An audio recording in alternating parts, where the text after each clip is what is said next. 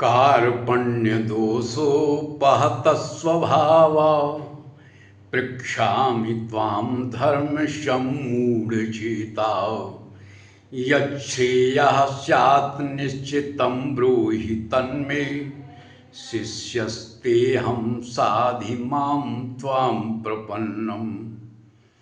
सुप्रभात देवियों एवं सज्जनों, कृष्ण संदेश सुधा चैनल के माध्यम से मैं धर्म प्रकाश भदौरिया गीता विश्लेषक गीता की ज्ञान गंगा में अवगाहन हेतु उपस्थित एवं मधुसूदन भगवान कृष्ण के चरणों में अगाध निष्ठा रखने वाले आप सभी प्रबुद्ध एवं विद्वान श्रोताओं का हार्दिक अभिनंदन एवं कोटि कोटि वंदन करता हूँ। पिछले वीडियो में हमने श्रीमद् भगवद गीता के अंतर्गत 7वें अध्याय की श्लोक संख्या 13 का विश्लेषण किया था, जिसमें आप लोगों ने सुना था कि मधुसूदन भगवान कृष्ण अपने प्रिय सखा गांडीव धनुधारी अर्जुन को यह बता रहे थे कि ये जो त्रिगुणात्मक भाव हैं, जब मनुष्य इन भावों के साथ अपना तादात्म्य स्थापित करते हुए स्वयं को सात्विक, राजस और तामस स्वीकार कर लेता है, तब वह इस बात को बिल्कुल भी स्वीकार नहीं कर सकता कि मैं उस परम पिता परमात्मा का अंश हूँ। ऐसी स्थिति में वह अपने अंशी परमात्मा की ओर न देखकर इन उदित और विलीन होने वाले भावों से अपना संबंध जोड़ लेता है। इसी को भगवान ने मोहित होना बताया था। इन त्रिगुणात्मक भावों की चकाचौंध से मनुष्य इतना भ्रमित हो जाता है, वह इस बात को बिल्कुल भी नहीं समझ पाता कि आखिर यह है क्या। यही भगवान की माया है। इस बात को मधुसूदन भगवान कृष्ण अगले श्लोक में विशेष रूप से स्पष्ट कर देंगे। तो आइए आज श्रीमद् भगवद गीता के अंतर्गत 7वें अध्याय के श्लोक संख्या 14 का श्रवण पान करें, तत्पश्चात मेरे द्वारा किए जाने वाले विश्लेषण का आनंद लें। तो सुनते हैं श्लोक संख्या 14 कि दैवी येषा गुणमयी मम माया दुरत्यया मामेव ये प्रपद्यन्ते मायामेतां तरन्ति ते। इस श्लोक के माध्यम से मधुसूदन भगवान कृष्ण अपने सखा अर्जुन को बता रहे कि देखो अर्जुन, यह मेरी माया दैवी है और सत रज तम तीनों का प्रभाव है, गुणमयी है। लेकिन इस माया से पार पाना अत्यंत दुष्कर है। लेकिन इस माया से वही पार पा पाते हैं जो मेरे शरणागत हो जाते हैं। विश्लेषण पर ध्यान देंगे। इस श्लोक में पहला शब्द है दैवी।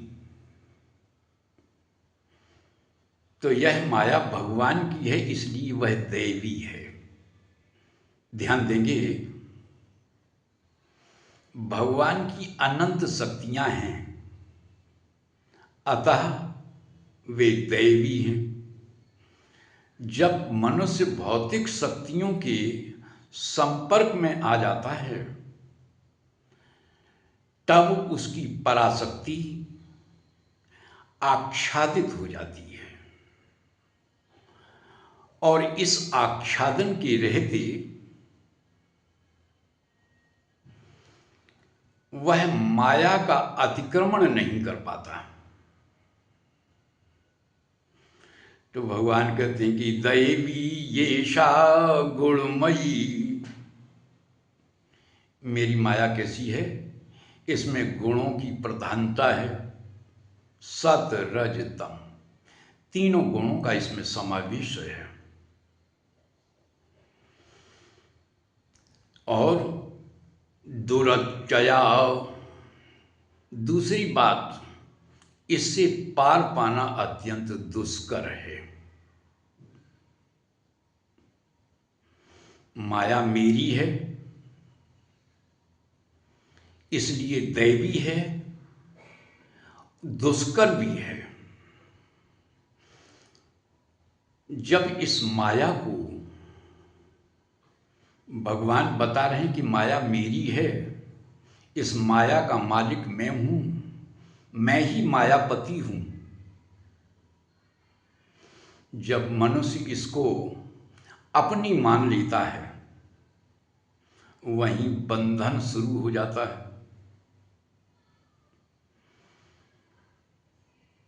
और गुणमयी, इसमें त्रिगुणात्मक जो गुण हैं सत रज तम, इनकी प्रधानता है। तो त्रिगुणात्मक प्रभावों की चकाचौंध में, त्रिगुणात्मक प्रभावों की चमक में व्यक्ति भ्रमित हो जाता है। वह इस बात को समझ नहीं पाता कि वास्तविकता है क्या। देखो, माया का शाब्दिक अर्थ समझ लें तो ज्यादा अच्छा रहेगा। माया में मात्र दो अक्षर हैं, मां और या।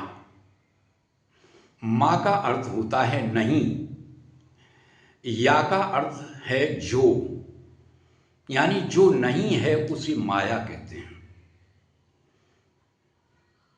यानी भाषित तो हो रही है लेकिन वैसी है नहीं, परिवर्तनशील है, इसमें स्थायित्व तो नहीं है, इसमें स्थायी भाव बिल्कुल भी नहीं है। उदाहरण के तौर पर आपको एक छोटी सी कहानी सुना देते हैं, ये बात बिल्कुल समझ में आ जाएगी। ध्यान देंगे, एक महाशय जी पहली बार किसी काम से विदेश गए, तो वहां पर पाश्चात्य सभ्यता का प्रभाव जब देखा तो वहां की चकाचौंध में वह भ्रमित हो गए। वह एक सुंदर युवती की को देखकर आकर्षित हो गए। उनके मन में यह विचार आया कि यदि हमें 2-4 मिनट का समय मिले इसके साथ बात करने का, तो हम इससे कुछ बात करना चाहते हैं। सौभाग्य से उनको वह अवसर प्राप्त हो गया, क्योंकि जिस जलपान गृह में वह जलपान कर रहे थे, उसी जलपान गृह में वह भी उसी मेज के दूसरे किनारे पर पड़ी कुर्सी पर बैठ जाती है। तो उन महाशय जी ने वार्ता प्रारंभ की और उसकी ओर देखते हुए कहते हैं कि मैम, आपको हम एक बात कहना चाहते हैं। उसने कहा, हाँ बोले, कहिए। कही कि आप सचमुच बहुत सुंदर हैं। इस पर वह युवती मुस्कुराई और उसने कहा, हाँ वह तो है। आगे कहते हैं कि मैम, आपके ये सुनहरे बाल बहुत सुंदर लगते हैं। उसने कहा, हाँ सो तो हैं। इस पर उस युवती ने अपने हाथ को सर पर रखा और बालों के गुच्छे को उठाकर उसी मेज पर रख दिया। ऐसा देखकर महाशय जी बड़े लज्जित हुए, लेकिन वार्ता का दौर प्रारंभ रखा। कहा कि मैम, आपकी दांत बहुत सुंदर है। तो उसने कहा कि हाँ वो तो हैं। तो थोड़ी देर के बाद उसने अपनी लगी हुई कृत्रिम बत्तीसी का सेट निकालकर मेज पर रख दिया। तो वो महाशय जी हतप्रभ हो गए, मन ही मन बड़े लज्जित हुए। तो यह कहानी सुनाने का हमारा उद्देश्य मात्र इतना था कि जो दिखता है वैसा होता नहीं, यही माया है। भगवान आगे कहते हैं कि मामेव ये प्रपद्यन्ते, जो मेरी शरण में आ जाता है, जो मेरे शरणागत हो जाता है, वह इस माया से आसानी से पार पा लेता है। ध्यान देंगे, प्रपद्यन्ते में एक शब्द है प्रपद। प्रपद का अर्थ होता है पांव का पंजा। एक दूसरा उदाहरण देते हैं आपको कि जब मछुआरा मछली पकड़ने के उद्देश्य से किसी जलाशय के किनारे खड़ा होकर अपने जाल को फेंकता है मछलियों को फंसाने के लिए, तो जो मछली मछुआरे के प्रपद पर आ जाती है या पंजे के पास आ जाती है, वह जाल में नहीं फंसती। इसी प्रकार जो भगवान की शरणागत हो जाता है, भगवान की शरण में आ जाता है या भगवान के प्रपद पर आ जाता है, इसे ऐसे समझ लें कि भगवान कहते हैं कि प्रकृतिम स्वाम वष्टभ्यो विस्त्रजामि पुनः पुनः। जब भगवान इस सृष्टि का सृजन करते हैं तो कहाँ बैठ के, प्रकृतिम स्वाम वष्टभ्य, जो मेरी प्रकृति है यानी जो परा प्रकृति है, तो परा प्रकृति में बैठकर भगवान इस सृष्टि का सृजन करते हैं। तो जिन व्यक्तियों को, जिन मनुष्यों को इस माया से पार पाना है, तो उस परा के क्षेत्र में आकर यानी भगवान के प्रपद के नजदीक आ जाएं, तो वो माया जाल में नहीं फंसेंगे। तो आज की ज्ञान चर्चा में बस इतना ही।